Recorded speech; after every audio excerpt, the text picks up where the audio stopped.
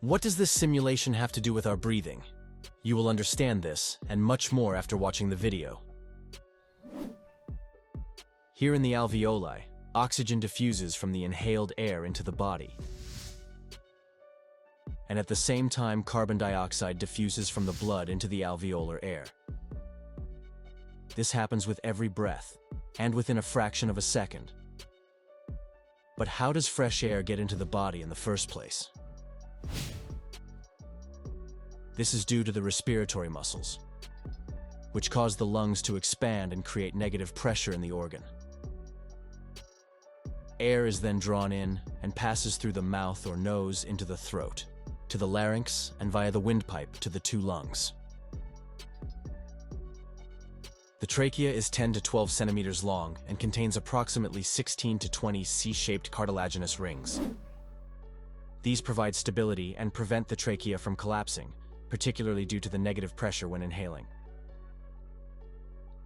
The back consists mainly of smooth muscle that is not subject to conscious control. If necessary, the muscles can constrict the windpipe. This can be helpful when coughing up particles, for example. The air flows faster at the constricted point, and the foreign bodies or mucus located there are released more easily. The trachea divides at its lower end into a left and a right main bronchus.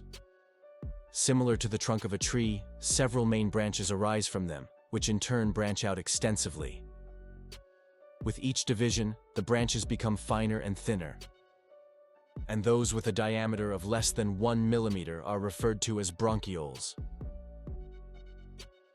A large portion of the airways shown here is lined on the inside with tiny hair-like structures called cilia.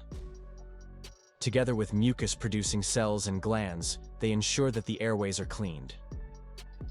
When we inhale, dust and other particles get caught in the mucus. The coordinated movement of the kinocilia transports this film of mucus, together with the unwanted particles, towards the throat, where it is swallowed or coughed up. This cleansing mechanism often no longer works properly in smokers. If you are interested in the background to this, please let me know with a like or comment.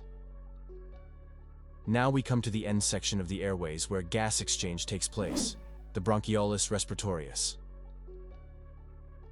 Individual alveoli can already be identified here. The bronchial arteries are responsible for supplying the airway conducting system itself. Deoxygenated blood enters the lungs via the pulmonary artery and is refreshed there. It then flows via the pulmonary vein to the left ventricle. The inhaled air reaches the alveolar sacs through a small terminal airway. The exchange of carbon dioxide and oxygen between the blood and the capillaries and the inhaled air in the alveoli occurs by diffusion. Diffusion takes place automatically. It leads to a balance in concentration without the need for additional energy. Let's take a look at a simulation to better illustrate this. On one side, the concentration is significantly higher. However, the molecules are not actually at rest. Each particle moves in a random direction. When we start the simulation, we see that after a short time, the concentration evens out. In the incoming blood, the concentration of carbon dioxide is higher than in the inhaled air. Therefore, carbon dioxide diffuses into the alveoli.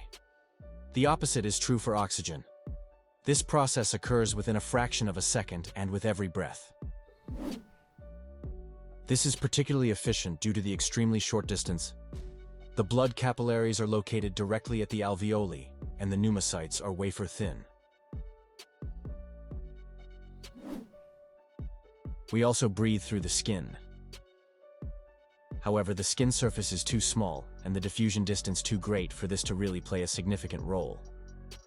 There are also type 2 pneumocytes in the alveoli, which can divide to replenish cells in the event of a defect in the epithelial layer.